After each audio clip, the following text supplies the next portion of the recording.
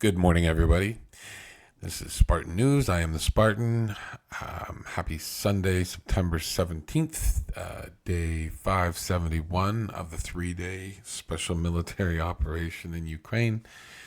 Going to go over the losses for the last 24 hours, and then we're going to cover off, I'm just going to hit all of the sort of key news points. It was another one of those days where nothing sort of major happened on its own, but there's like 1,000 little things happening and going on all at the same time.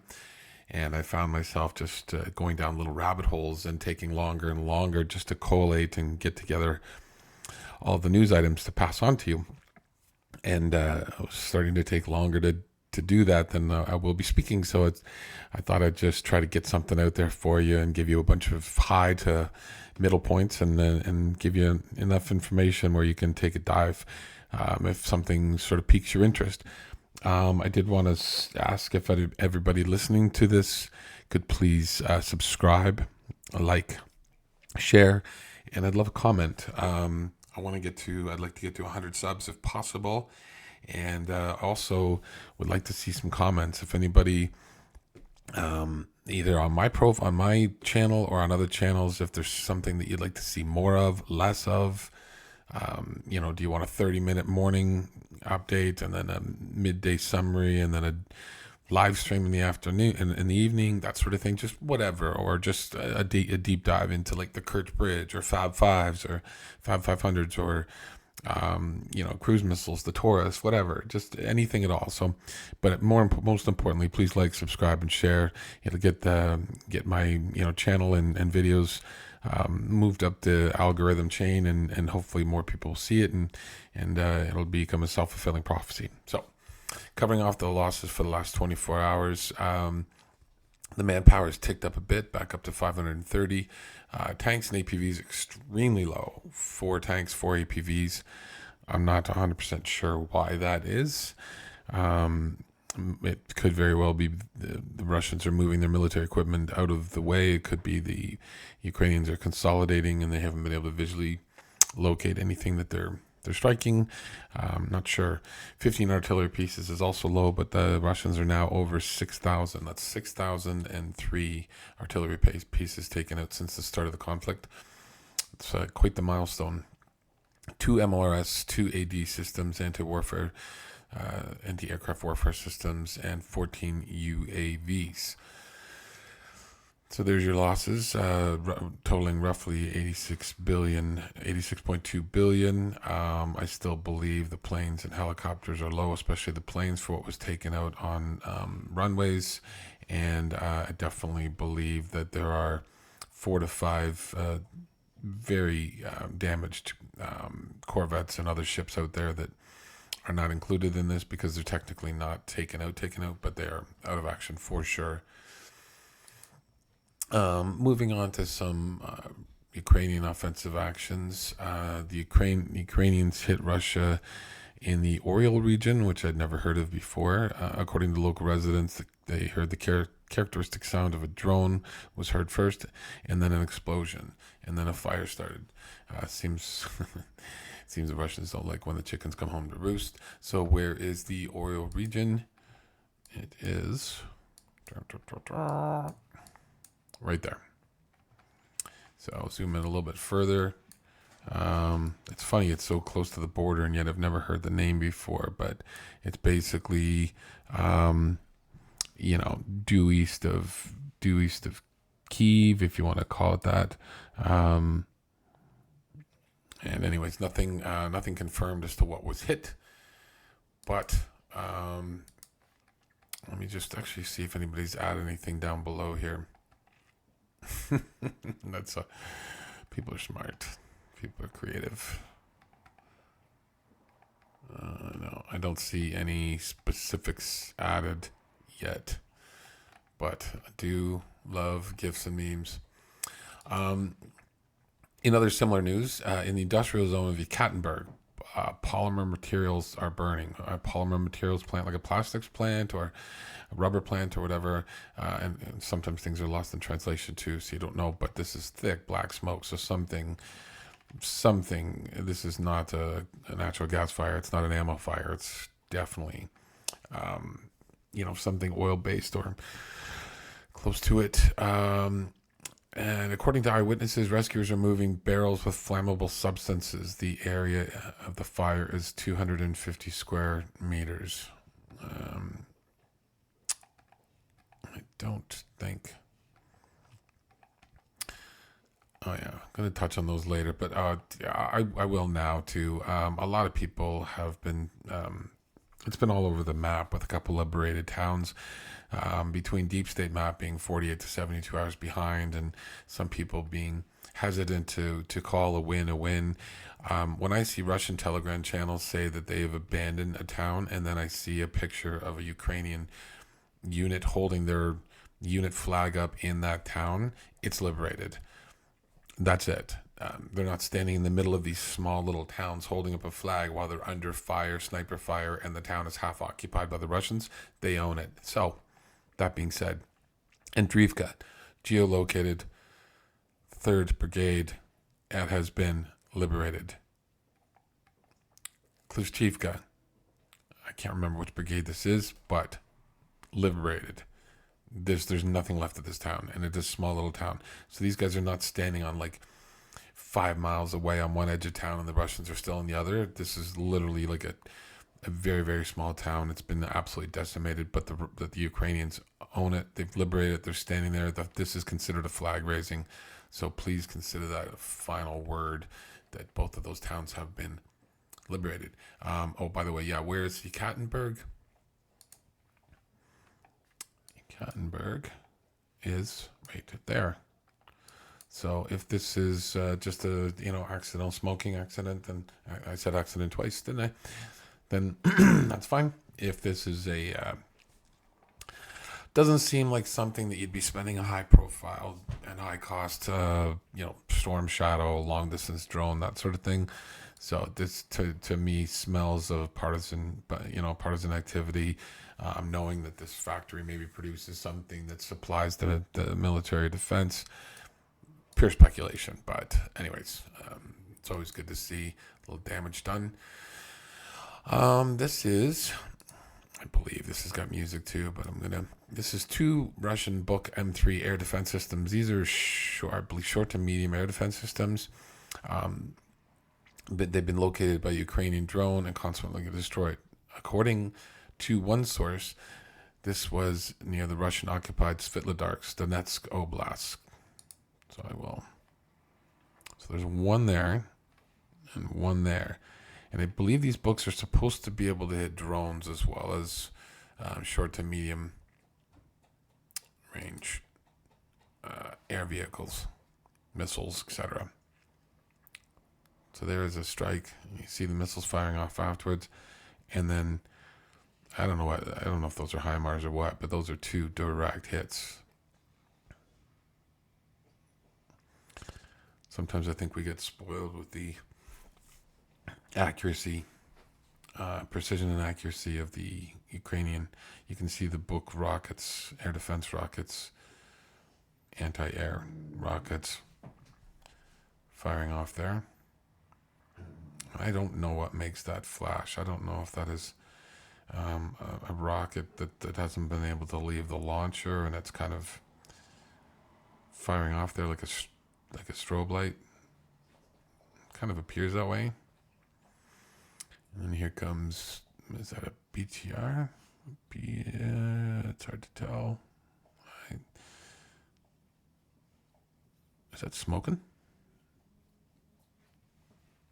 That is smoking. That's on fire. Is that a book? I mean, to me, that looks like a heavy mortar, but I'm not great on vehicle identification for some of the classes.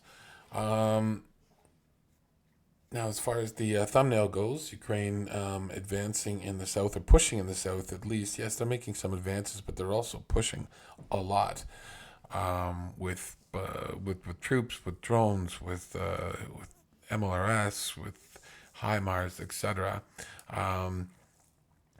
So here is War Mapper on the southern front. saying Ukraine has made advances west from Robot Robotine. Uh, one day I'm going to look it up and listen to how to say that properly, because there's about 15 different pronunciations of that city out there, and it's not that difficult, but we all say it different. Anyways, um, Robotny. I like Robotny, but the end's not in the right spot for that. But anyways, Robotine. I'm going to say Robotine. The Ukrainians, you can see here, based on War Mapper, have advanced to the west of Robotine. Um, these dark red lines are the trench lines from the Surovikin line. There's the old Dragon's Teeth they went through long ago in the rearview mirror. And you can see there's movement and trying to expand this gray zone. I forget the English translations. Nova. This is the next town to fall. It looks like they're pressing to flank it. We'll see. And this little salient from a salient is still continuing over to Verbove. There was a row of Dragon's Teeth here that I talked about, and then there was the trench line here and this trench line, this double trench line. Well, they cleared that trench line. Obviously, they're south of the Dragon's Teeth, and then it looks like they've taken this east-west trench line as well. And then the forces, I would assume, are using this trench as now their own trench and starting to pressure Verbove from, Verbove's west. We'll see if that's a feint. We'll see if they cut back up, if there's going to be a pincer move down. I don't know, but I always look at these things and I think, okay, if you're a couple of guys in this area right here holding this line, you are literally almost surrounded on four sides. A Ukrainian from here, here, and here could be firing back on you, could pincer move. You there are relying on these guys to all hold the line and let you know if they're about to vacate. If they don't, and these guys and these Ukrainian troops here were to move to the northeast, you're done, right? It's fascinating to see these maps develop, and obviously it's clinically fascinating. There are lives at stake and there are lives being lost every single day, but to see the Ukrainian tactics is fascinating to me. And there's a better look at the overall southern front. You can see some recently taken territory up here, gray zone contested, based on War Mapper. I'm going to go down a little rabbit hole that I went down before really quick. So there's constant speculation on, first of all, how the speed of the counteroffensive, or offensive as I like to call it, and the lack of progress that armchair generals and quarterbacks like to call out. Meanwhile, the Ukrainians have been supplied with some of old Western military tech, but they're not supplied with what they really need, which would be the most modern of everything and a full complement of like missiles and that sort of thing, like ATACMS, F-16s, the Abrams, etc. So when you look at that and you think, okay, so they do not have air superiority. I always call it DOPE, denial of air power. The Ukrainians can't use their air power to its fullest extent in their territory, and can't really fly into Russian-held territory. And the same thing, the Russian Air Force is staying on its side of the line and staying out of range of certain missile systems. So basically, the Air Forces are almost null and void, right? They don't even just cancel each other out; they are canceled out. There's very little progress or destruction, etc., that can be attributed solely to undenied air power. That you get Fab 500s dropped from a long range and JDAMs and that sort of thing from the Ukrainian side, but that's it. So you take them out of the mix. The Ukrainians have been primarily trained on Western NATO doctrine, and yet they don't have the air power to actually execute that. On top of that, this entire area, especially along here, has been mined more than any area in the history of mankind. Okay. So you also have the Russians who are basically piling in all of their forces into the key areas like around Bakhmut and around the southern areas. And you can see just based on the number of units packed in there, this is where the largest number of mines are. This is where the largest number of trenches are, Dragon's Teeth, military units, air forces, fortifications, etc. Where is the least amount that you see on this map other than what's covered by this waterway over here? It's over here. There are next to no trench networks. There's next to no mining. There's next to no Russian troops. There's no Dragon's Teeth. There's no Surovikin line. So to me, I still want to say that this is the way that the Ukrainians could be and should be looking to press the advantage. It is also the closest to Crimea. If you can get yourself a couple of established pontoon bridges and start to get over medium equipment such as, Max Pros, Humvees, that sort of thing, medium mortars, not just special forces, but actually regular forces. I think you could make a run for the Crimean border and basically cut off thousands of troops, Russian troops up there. It's my 2 cents. Here's the Ukrainian Mechanized Brigade infantry squad. It's just basically, it's kind of a cool video to show the dismount tactics, right? So basically, this is kind of a slight adjustment to how things have been adjusted as far as the Ukrainians go. Instead of pushing forward with a heavy mechanized column and striking mines and getting pinned in the open and that sort of thing, the Ukrainians have been doing a lot of advancing and mine clearing, especially at night with specialized equipment, and then advancing in small, lightly mechanized, highly mobile squads where they'll take part of a farm field, part of a windbreak, whatever, and then consolidate, wait for the counterattack, call in artillery, drones, that sort of stuff, dig in, fortify, move on to the next objective. And that seems to be what's been driving a lot of the success in the south, especially.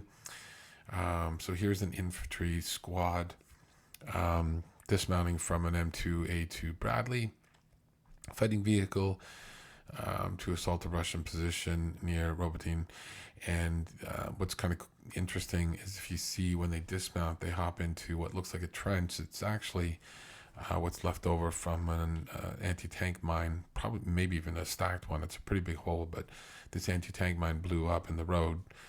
It was either it struck a vehicle or it was set off, and then the Ukrainians are now using it as their trench. So here you go.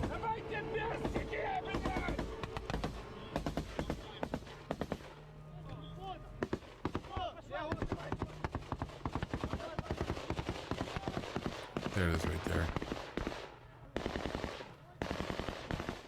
It may have been dug out as well, but to me it looks like it's not a normal place for a trench. It looks like it was a mine that went off in the roadway.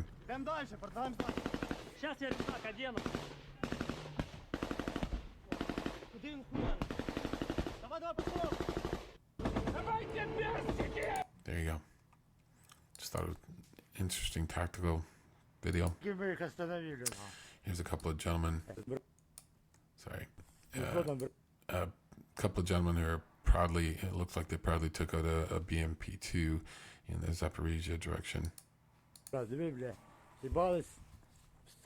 Кабаном, на. Диви, що мені робили, на.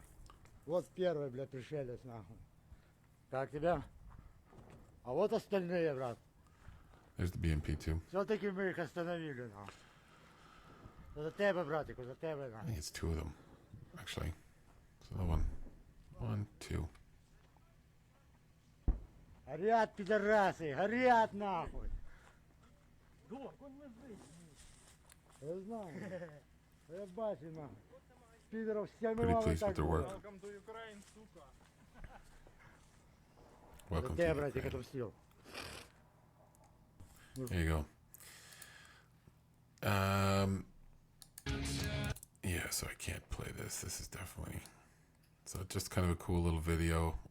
Basically says Ukrainian spirit is unbreakable. All we need is your support. The armed forces of Ukraine will do the rest. Send ATACMS. Send the German Taurus, send the F-16s. That's all they need. Ooh.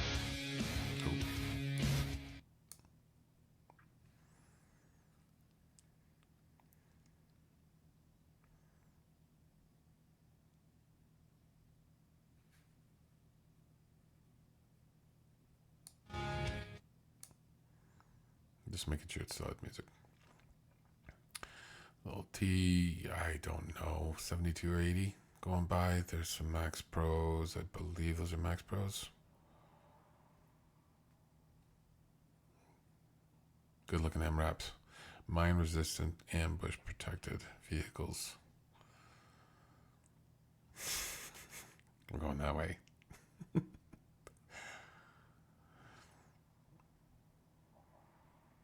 Mi-8, I believe, firing off some rockets, doing the kick up fire, drop the flares and leave. And then that's how you fire howitzer. Anyways, cool video. Next up, no matter what your politics are, it's great to see I love pressure from all sides. According Republican senators want ATACMS for Ukraine.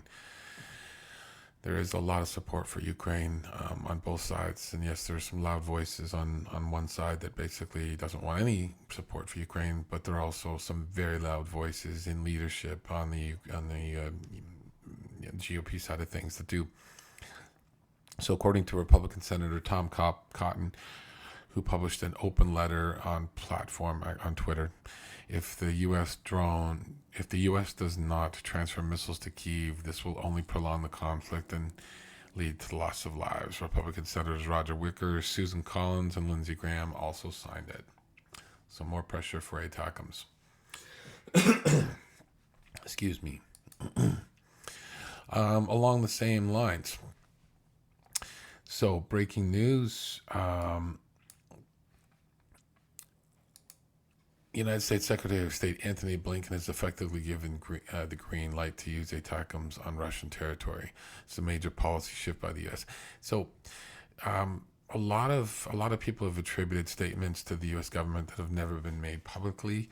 What I will say is, yes, it's nice to see this made publicly. So basically, to paraphrase what Lindsey, let's see if he. Not ours. Missiles 200 miles in range.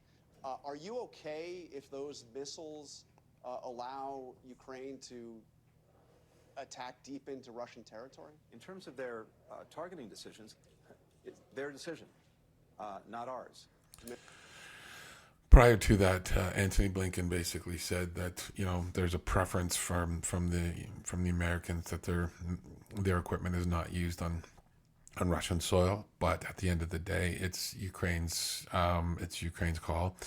So I think there's an interesting game playing, not a game, but there's an interesting sort of strategy being employed that we can see and that we can't see. And long story short is I think basically the Ukrainians are going to do everything they can to not embarrass their allies and not to use high-end, sensitive Western military tech inside Russia proper.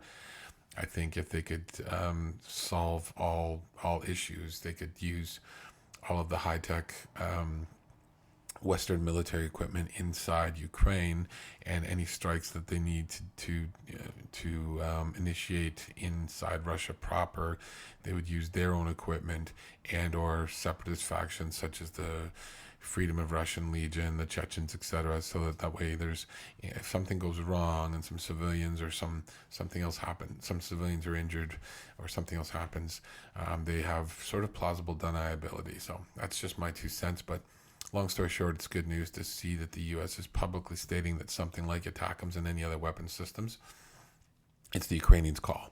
I think they're greasing the skids. I think this is yet another trial balloon. They're floating, ready to announce the ATACMS being delivered, or the ATACMS will just be delivered and then you'll see them fired off one day. I think they're going to announce them because I think there's so much pressure on them, but we'll see. I believe this was geolocated in the south, but again, not exactly sure where, but there's just something amazing about 3 HIMARS lined up together, shooting off 18 Gilmer missiles at Russian targets. Oh, they're saying there's 4 in this. I've seen 4 before once, but this person's saying there's 4 anyways. Огонь! Each one of these carries 6 Gimlers.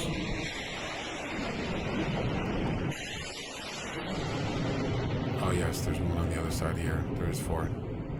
There's 3 on the right and 1 on the left of this cameraman. So if they fire them all off, that's 24. And I can guarantee you 23 or 24 of them hit their targets. They have a CEP, which is circular area probable of like a tabletop, like a large kitchen table. Along the same lines, where I was saying that there seems to be an even bigger push in the south, here's Ukraine MLRS firing at positions in the Melitopol direction tonight. And if you remember where Melitopol is,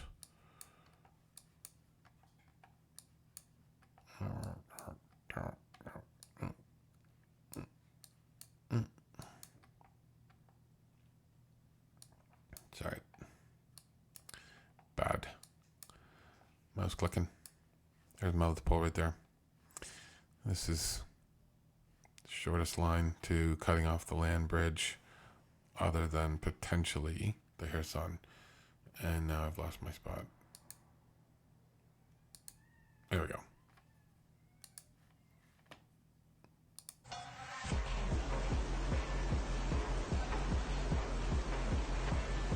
HIMARS seem to be more like finesse or whatever. When these MLRSs go off, it just seems like raw power. They're not accurate. They're more accurate than the Russian ones, but still. What am I doing on this one? No, sorry, this one was my search engine.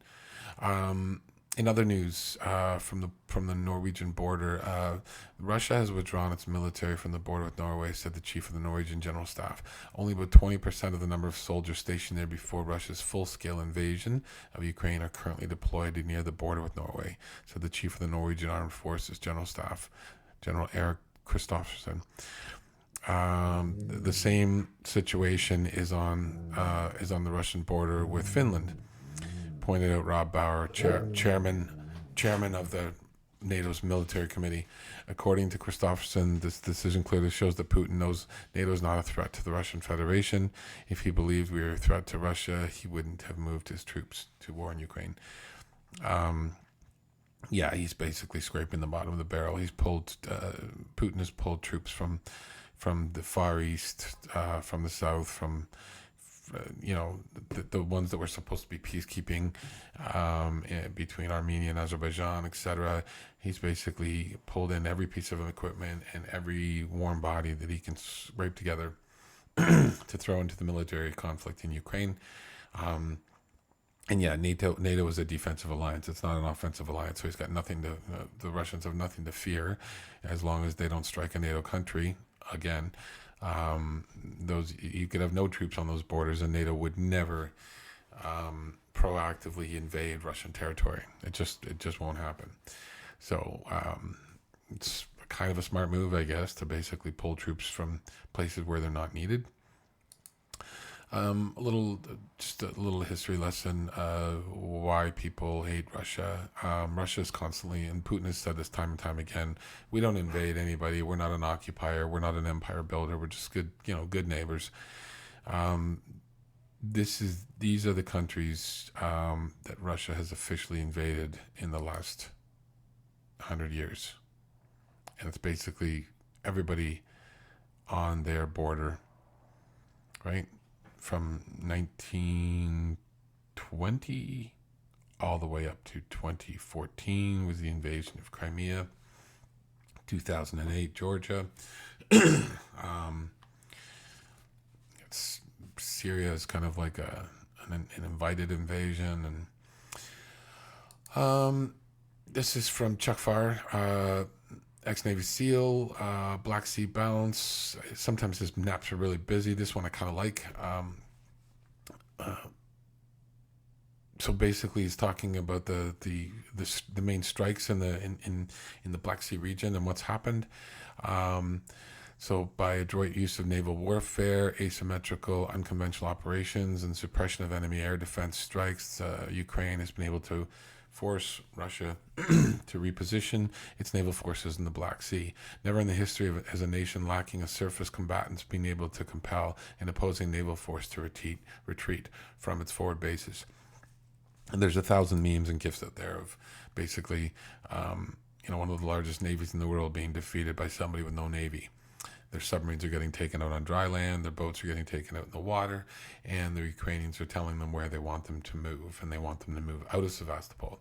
So, following a series of incremental UKR attacks, Russian unit has been forced to reposition its warships from Sevastopol to ports in the Sea of Azov and Novorossiysk. So this is the Sea of Azov over here. There's the Kerch Bridge. So this is kind of like a protected lake. It is not very deep. I think it's 50 feet at its deepest, something like that. Here's Sevastopol that's been hit time and again, and the whole western seaboard of Crimea obviously has been struck. On the 26th of August, Ukraine precision strikes and raids destroyed radars and S-400 systems. In late August, Ukraine captured offshore oil platforms, 3 of them, the Boyko Towers and the other one. On September 15th, Ukraine naval drones attacked Russian missile corvettes out here. 13th September attack on Sevastopol. Russian reporting forces in Novorossiysk. So Novorossiysk is their warm water commercial port, if you want to call it that, over here. And then Russia's also repositioning its amphibious ships from Sevastopol to ports in the Sea of Azov. So they don't have any dry docks. They don't have any infrastructure to really support large military ships present in the Sea of Azov. But it does give them a little bit of freedom of movement and able to spread their ships out. But if any maintenance or anything else is required, they're in deep trouble. And trust that the Ukrainians would be able to get their drones into the Sea of Azov if they so choose, both sea and air. 2 previously undocumented losses of vehicles of the potent and modern Russian S-300, S-400 long-range air defense system in the Luhansk Oblast. So this is one of those ones where it wasn't documented, it wasn't added to the total. This is a $600 million system. The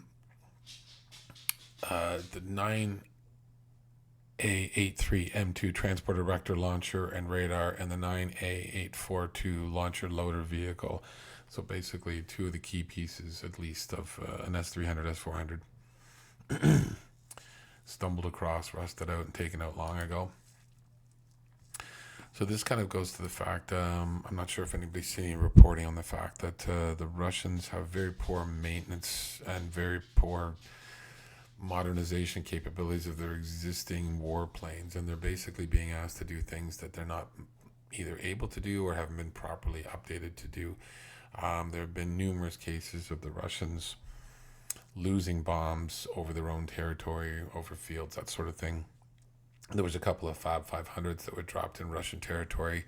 One of them exploded right away. One of them sunk in the ground, and they had to basically evacuate an entire neighborhood until they could disarm it. There's been Russian Kinzhals, Fab 500s, etc., that have dropped in random places. Kinzhals are the hypersonic missiles that go Mach 5, and they're worth $10 million. This one you can see on August 11th. The MiG-31, on its way to attack Ukraine, dropped a Kinzhal in the middle of a field in Tula. No one looked for it, and it sat there basically unexploded until September 12th. The day it was detonated by Russian security service sappers. So somebody finally found it a month later and blew it up. And there's been reports where Russians have bombs like the Fab 500, the Kinzhal, in the bottom of their plane, and they're being held on so poorly that if the Russian makes any sort of evasive maneuver, accelerates too fast, that sort of thing, the bombs will fall off on their own. So I just wanted to kind of show you like what happens when the Fab 500s are put together. So these little man-made kits are added to these dumb bombs. They're The larger ones, they don't have GPS guidance, but they just have glide wings, or some of the smaller ones do have GPS guidance, I believe. They'll add fins to the back if they don't have fins. This is the Fab 500, I believe it already has fins in the back, so this is basically just a platform to kind of make it glide. And some of these platforms have actually collapsed midair as the bomb is dropped, so it basically just falls out of the sky with no glide. And when somebody's expecting it to glide 15 to 40 kilometers and it just drops like a stone, then your release point, which is typically over your own territory, ends up being the point where it explodes. This is just a brief history lesson, because a lot of the times we're seeing on Russian state TV, Russian military, Russian political figures, etc., basically stating that they won the Great Patriotic War against the Germans in World War II. Well, it turns out that the Russians actually started on the side of Germany. On September 17th, 1939, the Soviet Red Army invaded Poland and basically split it in two, gave half to Germany, they kept the other half. The only reason things changed was because the Germans turned on them and decided that they wanted the Eastern Front as well. And then the Soviet Union at the time was in deep, deep trouble. And specifically Canada and the U.S. Stepped up. The U.S., obviously, with their economy, stepped up and provided billions of dollars worth of military equipment to keep Russia from collapsing. It's the only reason they, air quote, won the Great Patriotic War. They started on the side of the bad guys, and the bad guys just turned on them. So this is interesting. Russian bombers fired a group of X-101 cruise missiles over the Caspian Sea towards Ukraine. This is the flight path that they took. This, to me, is not a flight path that's meant to just evade, air defense or something like that. I believe, my personal opinion is, this was meant to find out where certain air defense radars were, basically set them off, see if the Russians could learn something from where these missiles were shot down before they reached their target. Because if you're trying to destroy a target over here, direct path is the way to go, or maybe a northern loop. This cut back and around and everything, it almost seemed like it was trying to see if there was any air defense systems in the Kherson region before proceeding to its target. Creative, if that's in fact what they were doing. Knowing the Russians, there's a 10%, 20% chance that this thing just was off course, but this to me looks like it's a probing launch. This has not been located, time-stamped, or anything. So Prigozhin, Kadyrov, others have recorded videos that have been released long after they've either moved on or something's changed. However, and I don't have a direct translation for this, so it's not geolocated, it's not time-stamped. The body mass looks about right, but this is basically a video that has surfaced of Kadyrov after rumors stated that he was in a bad condition. And apparently the translation, which I have not seen, it's officially translated. I strongly advise everyone who cannot distinguish the truth from lies on the internet to take a walk in the fresh air and put their thoughts in order. The rain is perfectly invigorating. There have been numerous credible reports that he is in a coma with organ failure in a Russian hospital or a Western hospital. I believe it would be a Russian hospital. But sharing what we got.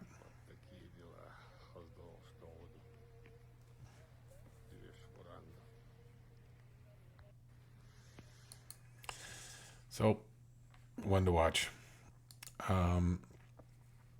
This is in the Ukrainian ingenuity. So this is basically a Ukrainian farmer using a tractor with what I believe, I'm not quite sure if this is just supposed to set off proximity mines, or if he got some sort of sensor. But long story short is this farmer is demining his own field with a remote control tractor. And this is the thing here. To me, this looks like it's almost like a sensor, like it's trying to sense the mines. I don't see a lot of wiring going back, but that's not saying much. So, but it's an interesting contraption, and it's wider than the wheels. So to me, it could be a sensor. Then he's located some mines.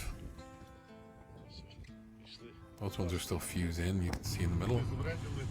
And now somebody has either These are either different ones or they've removed the fuses. Yeah, he took the fuses out. You can see them in his hands.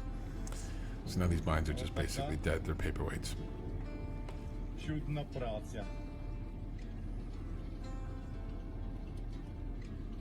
Once the fuse is out, you can drop these things from a plane. Nothing will happen to them. 2100 метрів. 407 штук. And there's all the mines they've collected from the field. There's the fuses, there's the mines. Пішов. Almost 900 hectares of agricultural land have now been demined in the Kharkiv region. That's just the Kharkiv region. In general, in the Kharkiv region, demined more than 6.8 thousand hectares of territory. More than 109,000 explosive objects have been destroyed. In particular, now the settlement of Sikurny in the Kharkiv region is completely demined within the framework of the experimental project on restoration of settlements.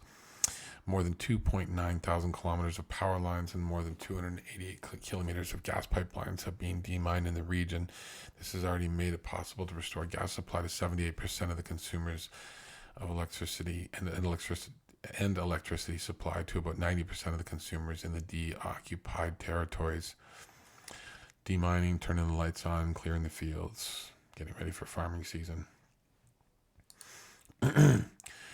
So when we think about Ukrainian, fighters and 200,000 plus fighters on the front line or whatever, a lot of people don't really think about what it takes to feed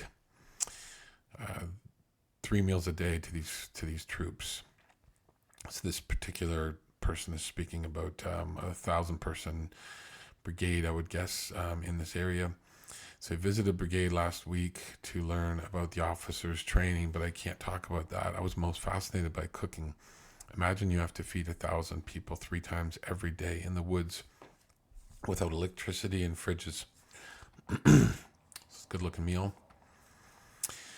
So what do people eat? When I visited the brigade, I sat down with the commanders for lunch. There was sausage soup, cooked chicken and potatoes, marinated veggies, carrots, seaweed, and onion. They were surprisingly tasty. There was also a typical Ukrainian drink, kompot, which I think is like a tea.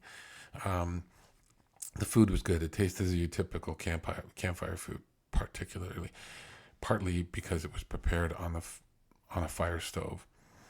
The meat and potatoes were fresh, not canned, so I was puzzled how they store the ingredients. The officers shared the benches with the privates. There was a single line for all ranks, and people waited patiently. True, the brigade commander asked to skip the line because we were on a tight schedule, but battalion and platoon commanders or anyone else didn't. So basically, everybody is on the same level when it comes to chow. The vibe is also not what I would expected from movers, documentaries, interviewers, reporters, or TikToks. It was a mixture of 3 impressions. First, there was a sense of cooperation. Everyone was busy and not stressed. Everyone had a purpose. Some people were coming back from training missions. Others were finishing some other tasks. Units passing by, returning, and shortly thereafter, they would appear in the line.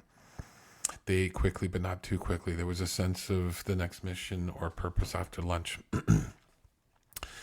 The second impression I got was about an interesting mix of formal and informal attitudes. It was not your typical military hierarchy. They were friends. The rank was almost invisible, and yet the order, respect, discipline was there. But it was focused on the right things only, not unnecessary formalities, no stupid rules. Again, there was a clear sense of purpose and focus on the results. The sense was palpable. The third impression was of the morale. There was no burnout, toxicity, sadness, frustration. There was no excessive optimism either. People knew what they were doing. They knew why they were there. They knew what awaits them. They talked about losses with respect. They talked about shortcomings and the way to improve. The climate was very healthy. The more I thought about how it was achieved, the more I was puzzled and impressed. The commander told me that the bottleneck for their ability to station people together is in fact food. If they feed more people at once, they would be able to station more people here. So basically, logistics is the key, right? You nail it with your food, you nail it with everything else. We were at one of the bases, so I started thinking, how do you choose a menu? How do you order ingredients? How do you keep them safe? How do you cook them and serve them quickly? Let's say that you want to serve an omelet for breakfast. That means you have to prepare 2,000 to 3,000 eggs at once. So I won't go too far into it, but that's basically the logistics of it. And I can speak from experience that that is breathtaking. It's very impressive to hear that. I've been on base in my own country on a training exercise, and the officers had their own officers' mess, and they were served by porters, and they could eat at their leisure for the most part. And the food that they got was of a much higher quality, and they could take as long as they wanted to eat it. Whereas the rest of us were basically in a chow line, and it was very questionable the food that we were getting. And I remember scrambled eggs, for example, and you get a big dollop of scrambled eggs, and you open them up, and in the middle is powder because it wasn't stirred properly. And we always called it mystery meat. There was always something that you couldn't identify. So, and that was not in a war, not on course or anything like that. So, anyway, so very impressive. On Ukraine, so happy Rescuers Day to Ukraine. So I want to play this from the start. So basically, Ukraine honors like first responders and tankers and Air Force and whatever, and today is Rescuers Day. So we honor Ukrainian heroes who save lives, clear landmines, and restore critical infrastructure, which we just talked about. When the world crashes and the well fails, when the earth trembles and the air burns, that's when they come. People of will, courage, and kindness. And I did want to stop it there too. I'm not sure if you're all aware, but sometimes the Russians are known for, they'll strike a civilian target, and it's called double tapping, and then they'll wait 30 to 40 minutes, and then they'll strike that target again because they know the first responders will have shown up by then, and they're trying to take them out. So these are extremely brave people. Protecting from fire, from rubble, from landmines, from floods and earthquakes, getting people out of hell.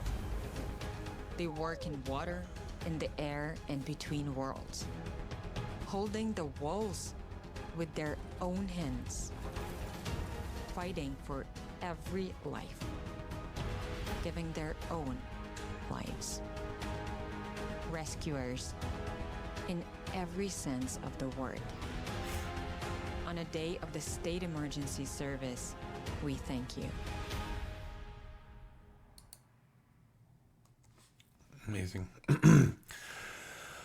Okay, the second last piece, just a very, very fun and cute video. I thought I would try to lighten it a little bit, and then we're going to finish off with something tragic but beautiful.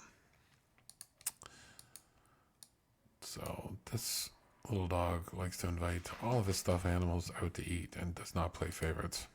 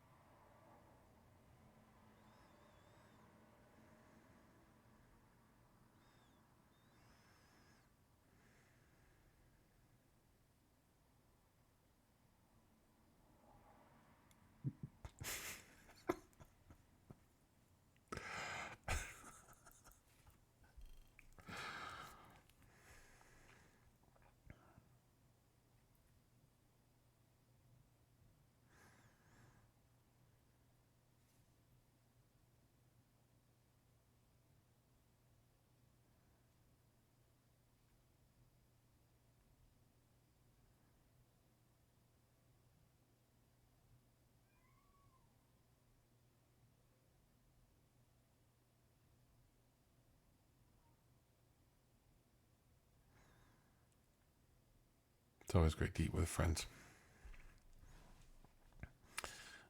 I don't know what's up with the headgear, but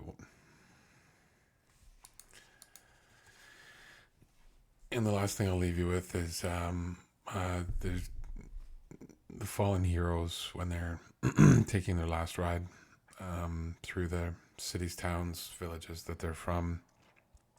It's incredible to see the respect paid to them by everybody. And if this gets copyrighted, so be it.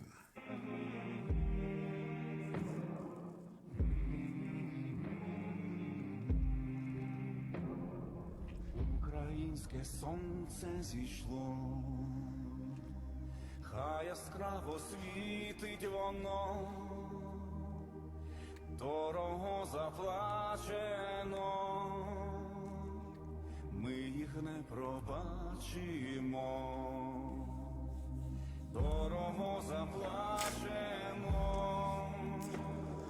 ми їх не пробачимо,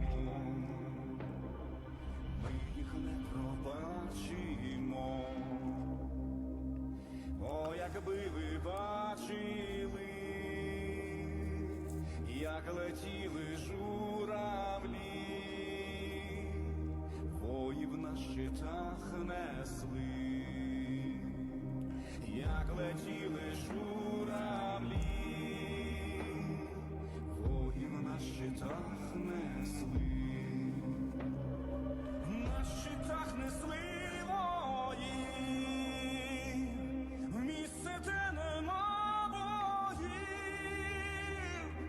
так багато втрачено, дорого заплачено, так багато втрачено, дорого заплачено.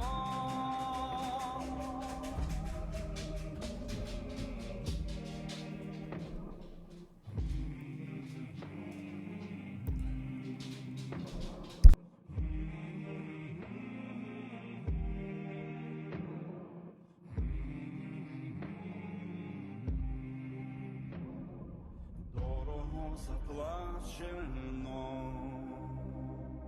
ми їм не пробачимо, хай яскраво світить воно,